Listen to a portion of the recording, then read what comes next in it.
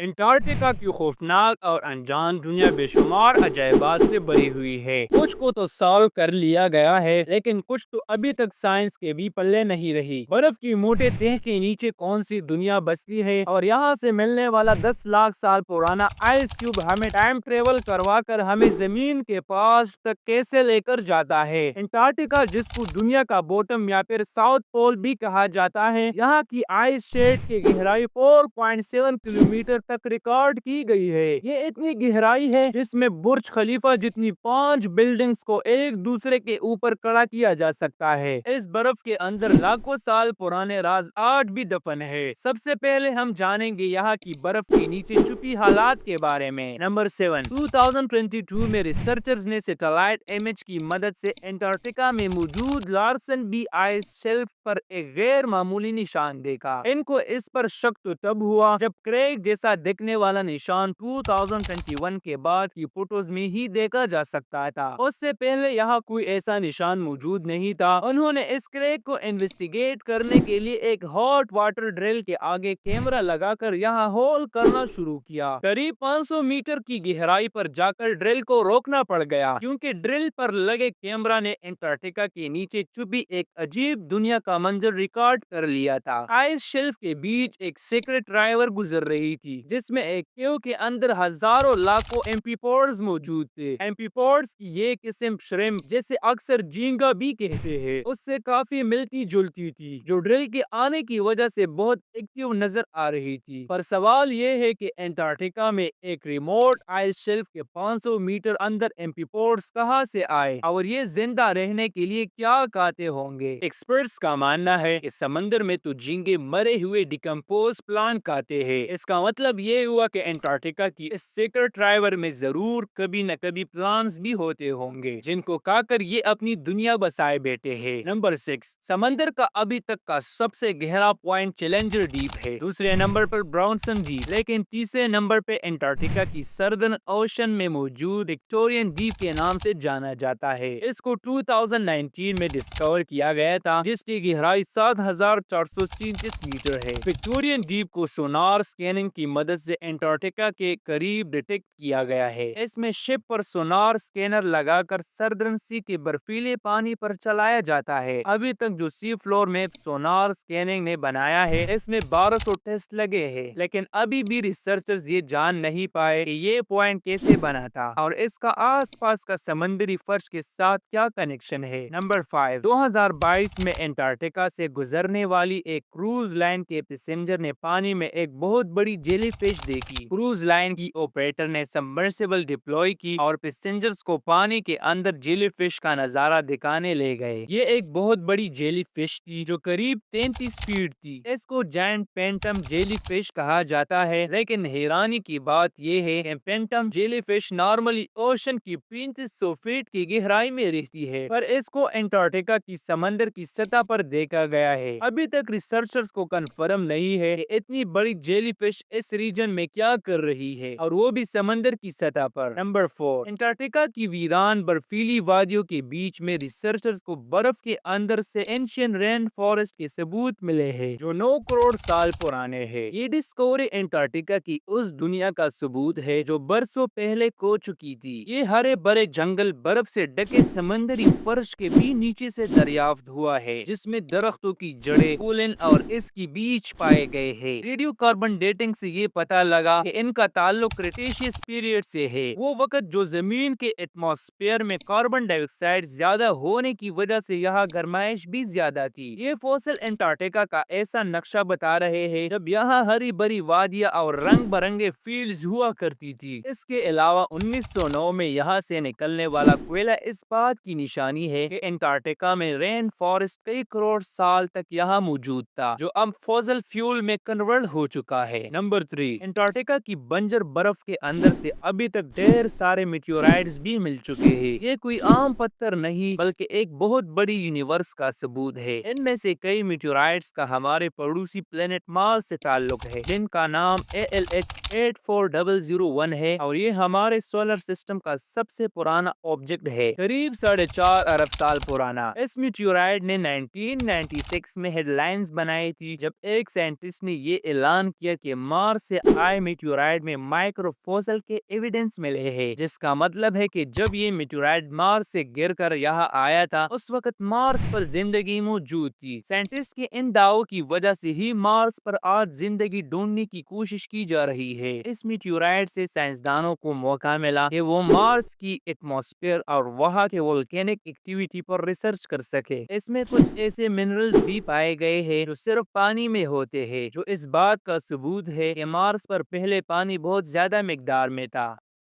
अब में से अक्सर लोगों के जहन में एक सवाल आता है कि साइंसदानों को जमीन के माजी के एटमॉस्फेयर के बारे में इतना सही से कैसे पता चलता है। ये राज भी अंटार्कटिका की बर्फ के अंदर एंशियंट आइस क्यूब में मौजूद है। यहाँ पिछले हजारों नहीं लाखों सालों से बर्फ मेल्ट नहीं हुई, जिसका मतलब है कि इनके अंदर उस वक्त के एटमॉस्फेयर के एयर बबल्स आज तक प्रिजर्व्ड है। यहाँ तक पहुँचने के लिए आइस के पूरे कोर को ड्रिल करके बाहर निकाला जाता है। जितना गहरा कोर बाहर निकाला जाएगा उतना ही टाइम में पीछे जाना आसान होगा। बर्फ की हर लेयर के अंदर मौजूद बबल्स हर एक साल की एटमॉस्फेरिक कंडीशन को महफूज रखकर बैठे हैं। ये एंशियंट एयर के बबल्स हैं, जिनको हजारों लाखों सालों से कभी डिस्टर्ब नहीं किया गया। इनमें मौजूद मुख्तलिफ केस पर स्टडी करके साइंटिस्ट जमीन के कदीम दौर को एक झलक के लिए दोबारा से पेंट करने में कामयाब हुए हैं। 10 लाख साल पहले बना ये आइस कोर उस वक्त का है जब जमीन का क्लाइमेट साइकिल 40,000 साल बाद चेंज होता था। इसके बाद ये साइकिल 1 लाख सालों के बाद बदलने लगा, जो अभी तक चलता आ रहा है। इन आइस कोर से जमीन का फ्यूचर प्रिडिक्ट करना बहुत आसान हो गया है, जैसे हर 1000 सालों के बाद कौन से तूफान और सैलाब दुनिया में आते रहे हैं और इनको अब अगली बार कब आना है। ये सारी प्रिडिक्शन इन आइस कोर की मदद से ही की जाती है। और अब नंबर 1, 1950 में अंटार्कटिका आइस शीट के नीचे एक बहुत बड़ी पहाड़ी रेंज दरियाफ्त की जा चुकी थी, जिसको गेम्बर्टसेव माउंटेन रेंज कहा जाता है। 1200 किलोमीटर तक फैली हुई इस माउंटेन रेंज के पहाड़ 3000 मीटर तक ऊंचे हैं। और हैरानी की बात यह है कि ये पहाड़ दुनिया में मौजूद दूसरे पहाड़ों से काफी अलग है। नॉर्मली जिस एरिया में ये पहाड़ मौजूद है इनको बहुत पुराना होना चाहिए, लेकिन इनकी बनावट बता रही है कि ये इतने पुराने नहीं है। बर्फ के कई किलोमीटर नीचे इनकी मौजूदगी भी साइंसदानों को परेशान की हुई है, क्योंकि पहाड़ ज्यादातर टेक्टोनिक प्लेट की मूवमेंट से बने होते हैं, लेकिन अंटार्कटिका में कोई ऐसी मूवमेंट नहीं होती, जिसका मतलब ये हुआ कि ये पहाड़ जमीन के अंदर मौजूद मैग्मा के उबलने की वजह से उभरे हैं। लेकिन अभी तक इस बात का साइंसदानों के पास कोई सबूत नहीं है।